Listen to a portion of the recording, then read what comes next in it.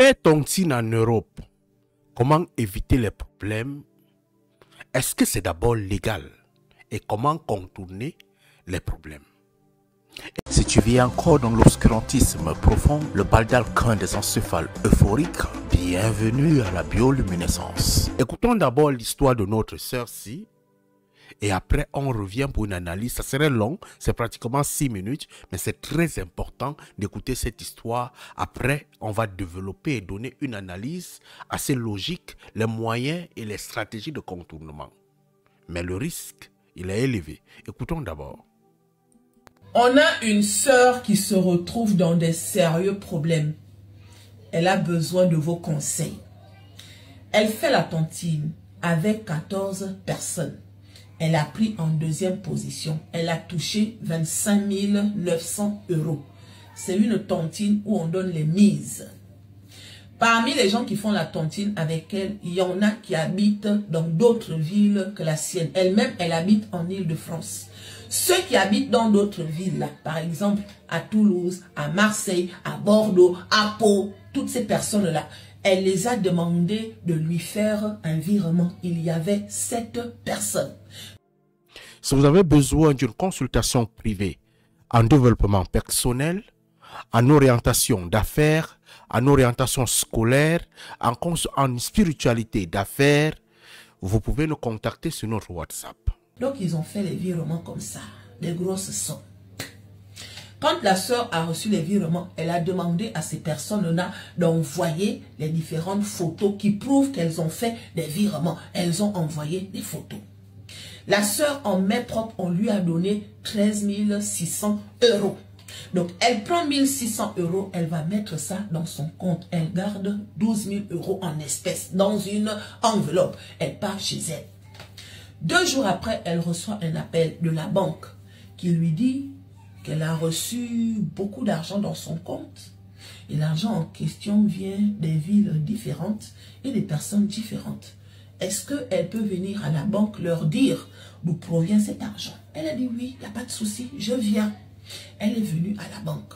C'est comme ça qu'elle montre maintenant les différentes captures d'écran en disant que ça c'est l'argent que les gens m'ont versé. On fait la tontine. Nous sommes 14 et moi j'ai pris en deuxième position. Sinon, c'est un argent que je vais rembourser.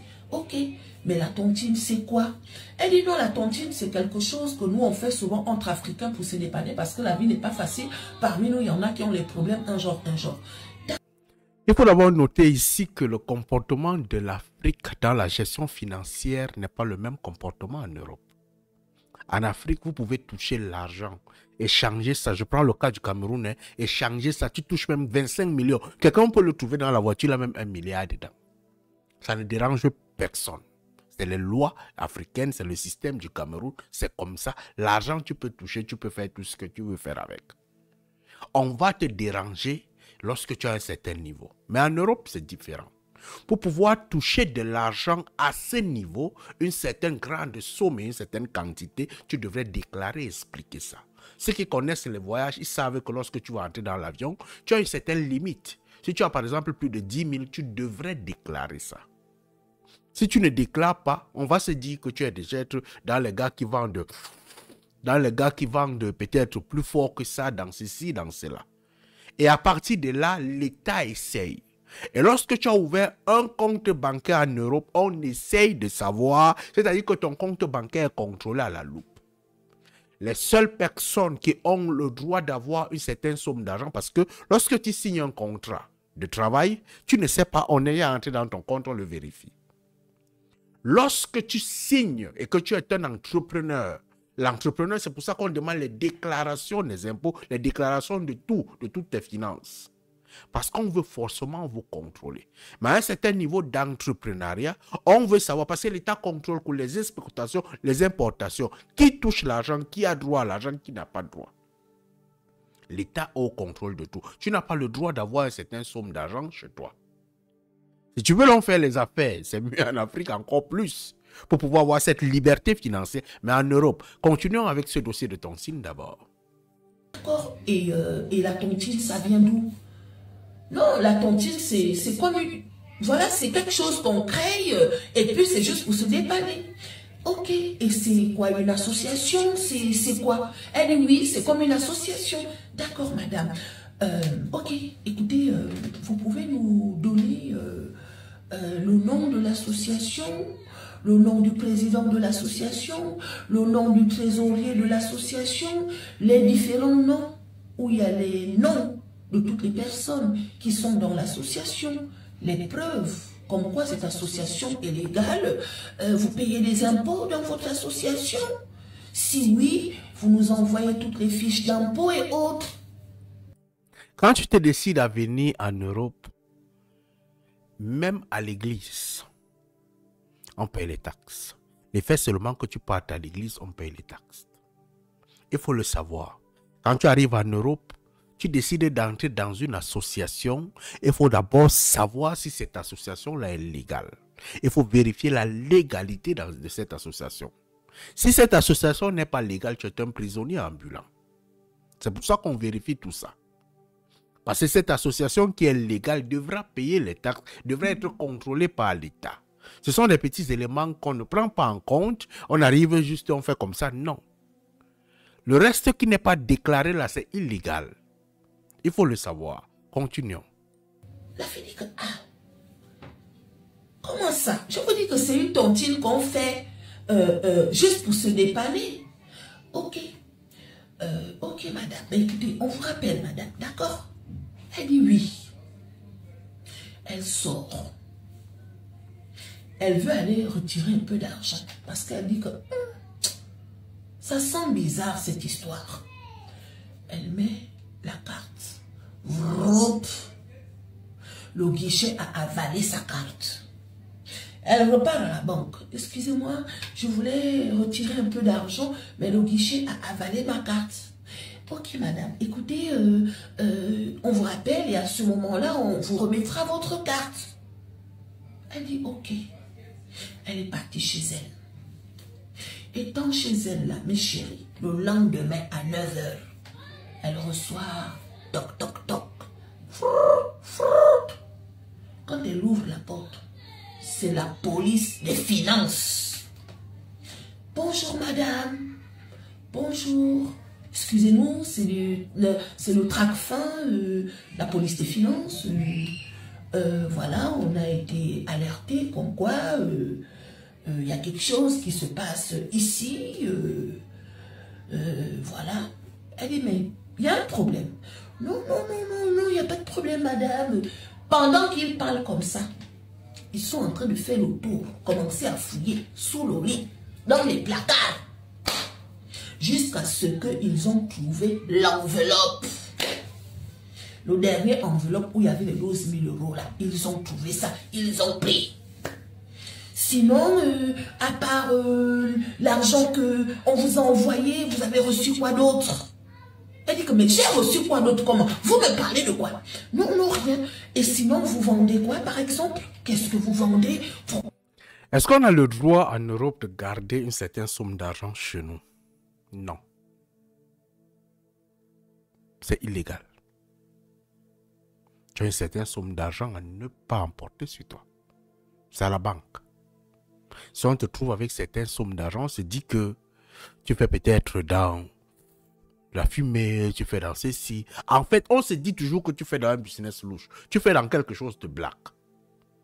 Et une fois que tu as l'argent chez toi, on peut t'arrêter, on t'amène en prison parce que tu as l'argent chez toi. Sur une certaine somme. Donc, c'est pour ça qu'il faut toujours déclarer. Je dis bien à la fin, on va essayer de donner les moyens de contournement de ces genres de choses. On continue. Pourquoi ils vous ont envoyé autant d'argent? Elle dit que je ne vends rien. C'est un argent que nous, on travaille.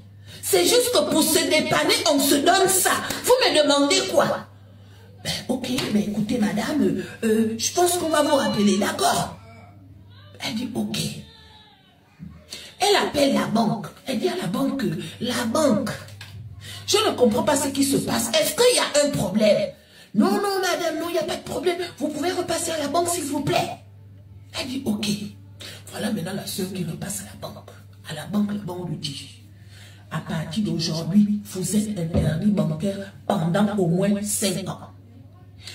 tant que vous ne nous avez pas ramené les documents du président de votre association, les documents qui prouvent que vous payez les impôts, tant que vous ne nous avez pas prouvé que vous ne faites pas le blanchiment d'argent, tant que vous ne nous avez pas emmené la liste légale où il y a tous les noms des personnes qui sont dans votre association, tant que vous ne nous avez pas prouvé que tout l'argent que vous avez reçu là n'est pas un argent, un genre, on ne pourra pas vous rembourser l'argent.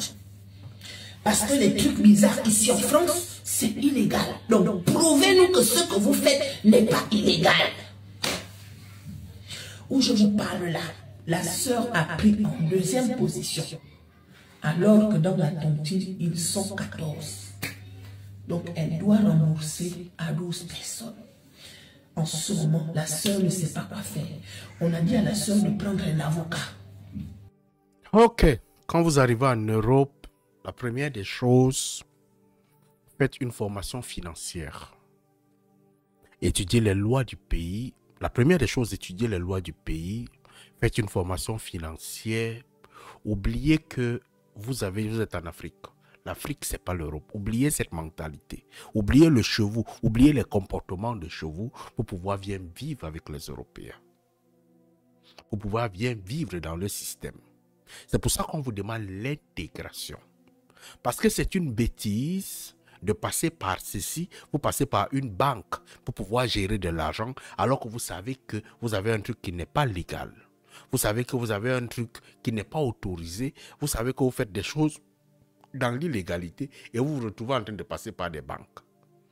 Vous voulez mourir, vous voulez vous finir avec vous, alors qu'il y a des applications. J'ai voulu dire ça ici, mais je trouve que ce n'est pas bon. Ce n'est pas personnellement bon pour moi. Il y a beaucoup de contournements, des moyens que je voulais dire, mais ce n'est pas bon. Il y a des secrets qu'il faut savoir laisser. Si tu veux connaître, tu entres dans le inbox, on pourra en discuter. Pour l'instant, la sœur doit faire comment? Si j'étais à la place de la sœur, elle a bouffé ses parties dans l'État. C'est illégal, c'est illégal. Les autres vont comprendre que c'est illégal. Ça fait moi une tête. Je n'ai pas bouffé l'argent, je n'ai rien fait avec. Je déclare que c'est illégal. C'est tout. C'est ce que la sœur doit faire. Les autres doivent comprendre. Si elle a les éléments de preuve que l'argent est bloqué. C'est tout. Rien à faire. Elle va faire comment? Allume ton cerveau, mon frère.